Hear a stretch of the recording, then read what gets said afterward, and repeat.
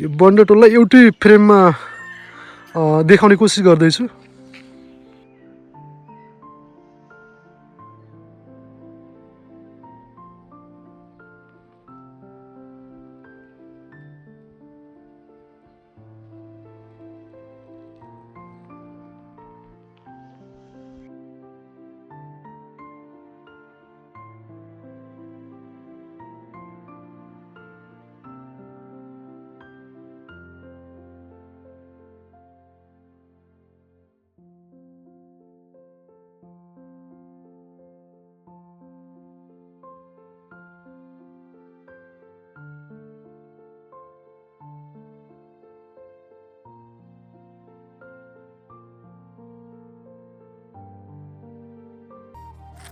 हे guys welcome back to my new vlog. I hope तपाईँहरू सबैजना एकदम सन्चै हुनुहुन्छ र म पनि एकदम सन्चै नै छु। आज चाहिँ म चाहिँ यो चाहिँ पछाडि देखिराख्नु भएको चाहिँ मेरो गाउँको दृश्य। यहाँ सिमखेतहरू छन्, तपाईँ देखिराख्नु भएको छ पछाडिपट्टि। म चाहिँ अहिले साबिकको जामु र हालको पञ्चपुरी 10को धाराको पिपलको रुख पछाडि देखिराख्नु भएको छ। त्योभन्दा जस्तो अगाडि उभिएर भ्लगिङ गरिरहेको छु। बड्डो आमको रुखभन्दा जस्तो अगाडि बड्डो आम र यो पिपलको रुखको बिचमा उभिएर म चाहिँ भ्लगिङ गरिरहेको छु, जुन चाहिँ पछाडि देखिराख्नु भएको छ हाम्रो गाउँको बाटो। यो पछाडि चाहिँ सिमखेतहरू छन् प्रशस्त मात्रामा, तल देखिराख्नु भएको छ पछाडि केही घरहरू छन् ऊ तल। यो चाहिँ हाम्रो गाउँको बाटो।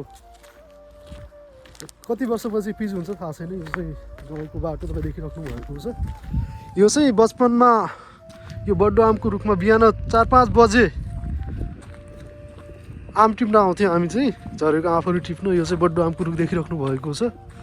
कति सुन्दर छ यहाँको दृश्य।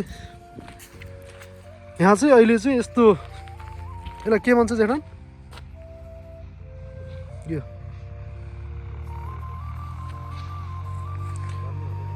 यस्तो पर्खाल हालिएको छ यहाँ चाहिँ। पहिला थिएन, यो चाहिँ 4 वर्ष पहिले। बड्डो आमको रुख यो पछाडिको देखिराख्नु। बड्डो आमको रुखभन्दा जस्तो अगाडि एउटा आमको रुख थियो, त्यो चाहिँ अहिले छैन। रोडको कारणले सबै हटाइएको छ। रोड बनाउँदा त्यो चाहिँ रहेन, हटाइएको छ, जुन चाहिँ देखिराख्नु भएको छ। ऊ परदेखि ट्र्याक्टर आइरहेको छ। अनि बिजुलीका पोलहरू यहाँसम्म मात्रै ठोकिएको छ। तपाईँ देखिराख्नु भएको छ बिजुलीका पोलहरू यहाँसम्म मात्रै गाडिएको छ। योभन्दा अगाडि बाँकी नै छ। बाटोमा यहाँ पनि बिजुली पोलहरू गाड्नको निम्ति उहाँ चाहिँ बाटोमा फ्याँकिएको छ। सायद अब कहिले गाडिन्छ थाहा छैन खै पोलहरू। बड्डो आमको रुखभन्दा जस्तो अगाडिबाट इलेक्ट्रिसिटी पुरै आउन बाँकी छ। बाँकी अगाडिपट्टि योभन्दा उता चाहिँ पुरै छ सबै ठाउँमा होइन। यो चाहिँ बाँकी नै छ। हामी चाहिँ आज चाहिँ गल्फा जाँदैछु। बाँकी कहाँ कहाँ जानेछु सबै दृश्यहरू तपाईँलाई भिडियोमा कैद गरेर देखाउनेछु। बाँकी भिडियोको अन्तिमसम्म जोडिएर बस्नुमा लेट्स सी। तपाईँ देखिराख्नु भएको छ बिजुलीका पोलहरू चाहिँ यहाँ राखिएको छ बाटोमा। बड्डो आमको रुखसम्म चाहिँ पोलहरू ठोकिएको छ। त्योभन्दा जस्तो अगाडिबाट पुरै बाँकी नै छ। यो चाहिँ मेरो गाउँको सिमखेतको दृश्य, जुन चाहिँ पछाडिको दृश्य देखिराख्नु भएको छ। यहाँ प्रशस्त मात्रामा सिमखेतहरू छन्। पहिले चाहिँ नदी नआउनुभन्दा पहिले चाहिँ एकदम तलसम्म सिमखेतहरू एकदमै धेरै थिए। नदी आइसके पश्चात एकदमै क्षति हुन गयो। त्यस पश्चात सिमखेत पहिले जस्तो खासै धेरै छैन। त्यत्रो पछाडि देखिराख्नु भएको छ सिमखेतको दृश्य। कति सुन्दर छ यहाँ दृश्यहरू।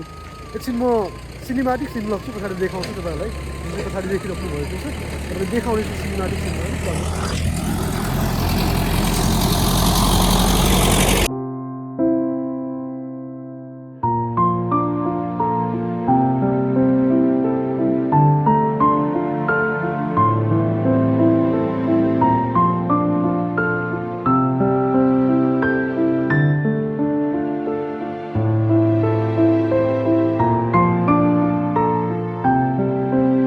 रोड चाहिँ बाँकी कालो पत्रै हुनु बाँकी छ, खै कहिले हुन्छ। तर पहिले भन्दा चाहिँ गाडीहरू चाहिँ एकदमै प्रशस्त मात्रामा चलिरहन्छन्। जतिखेर जहाँ जानलाई पनि एकदमै आवजातको निम्ति एकदमै सहज छ पहिले भन्दा चाहिँ। यो रोड चाहिँ कति मिटर हो जेठान साहब? 8-10 मिटर होइन? 11 मिटर, मेबी 11 मिटर हुन्छ होला।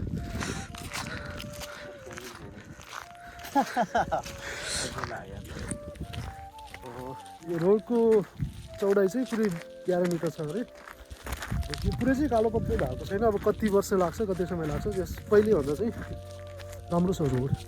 यो साइडमा नालीहरू पनि हानिएको छ, यो देखिराख्नु भएको छ यो साइडमा नाला। मेरो घर चाहिँ यहाँदेखि ऊ पर म जुम गरेँ हेर्नुहोस्, मेरो गाउँतिरको घरहरू यो धारा छ, धाराको पिपलको रुख त्योभन्दा जस्ट उता देखिराख्नु भएको चाहिँ स्टार्टिङ छ, त्योभन्दा जस्ट पछाडि स्टार्टिङ ब्लू पत्रमा घर देखिएको छ, त्योभन्दा जस्ट पछाडिको घर चाहिँ मेरो हो। कति सुन्दर छ यहाँको दृश्य।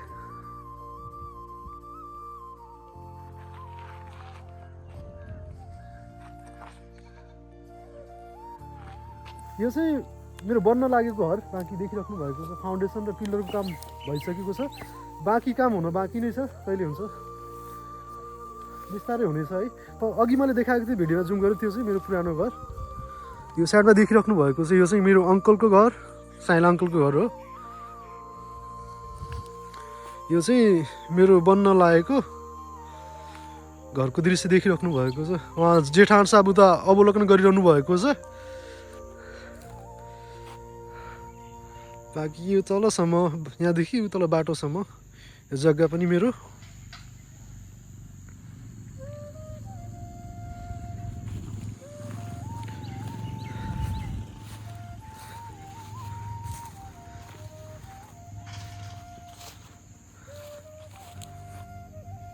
जुन चाहिँ देखिराख्नु भएको छ मेरो बन्न लागेको घर। बाँकी बन्न कति वर्ष लाग्छ अझै थाहा छैन। फाउन्डेसन र पिलरको काम चाहिँ सकिएको छ। अघि चाहिँ देखाएको चाहिँ त्यो चाहिँ पुरानो घर हो, यो चाहिँ बन्न लागेको नयाँ घरको दृश्य हो।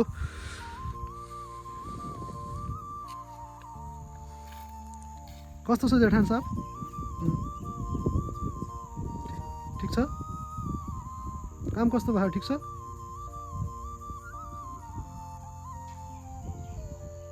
हामी चाहिँ अहिले त धारा टोलदेखि अहिले चाहिँ बन्डर टोलमा पुगेका छौँ। जुन चाहिँ पछाडिको दृश्य देखिराख्नु भएको छ यो बन्डर टोलको दृश्य हो।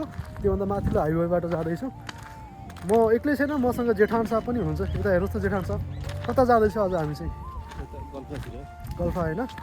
बाँकी आज चाहिँ हामी चाहिँ गल्फा जाँदैछौँ। भिडियोको अन्तिमसम्म जोडिएर बस्नुलाई। हामी जहाँ जहाँ जानेछौँ सबै दृश्यहरू तपाईँलाई भिडियोमा कैद गरेर देखाउनेछु। Let's see. यता घर पनि देखाउँछु। यहाँको सिन चाहिँ भोगालो आएर तरी त मुनि गएर हो हजुर।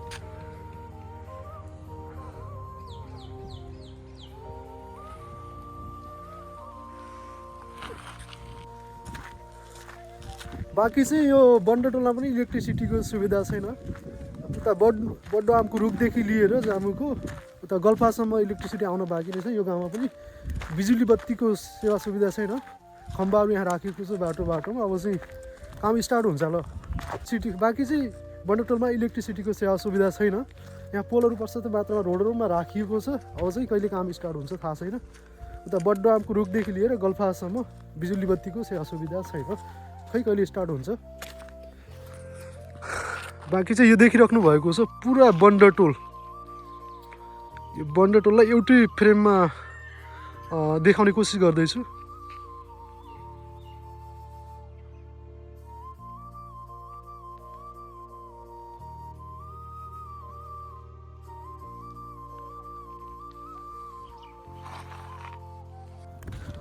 हामी चाहिँ अहिले चाहिँ बन्डर क्रस भइसके पछाडि एउटा खोला आउँछ, ठुलो खोला, जुन चाहिँ गल्फा र यो बन्डरको बिचमा छ। तपाईँ देखिराख्नु भएको छ। यो खोलामा पुगिसकेको छ। हामी चाहिँ पछाडि देखिराख्नु भएको छ। असार साउनमा चाहिँ यो खोला एकदमै उर्लिएर आउँछ। नजिकको आसपासका बस्तीहरूलाई एकदमै जोखिम हुन्छ त्यो समयमा। पछाडि देखिराख्नु भएको छ यो खोला। पछाडि जाली पनि राम्ररी मिलाएर हालिएको छ आजभोलि। पछाडि देखिराख्नु भएको छ तर माथिसम्म। यहाँ तल पनि देखिराख्नु भएको छ। यो जाली राम्ररी मिलाएर हालिएको छ। बाँकी पछाडि चाहिँ गाडी आउँदैछ जुन देखिराख्नु भएको छ। हामी चाहिँ अब गल्फा पुग्दैछौँ। गल्फा इन्टर गऱ्यौँ फाइनली। यो चाहिँ गल्फा हो। असार साउनमा यहाँ पनि एकदमै उर्लिएर खोलाहरू आउँछ। अब देखिराख्नु भएको छ। यहाँ केही पसलहरू छन् आसपासमा। यहाँ खोला पसेको दृश्य ढुङ्गा मुङ्गा तपाईँ देखिराख्नु भएको छ।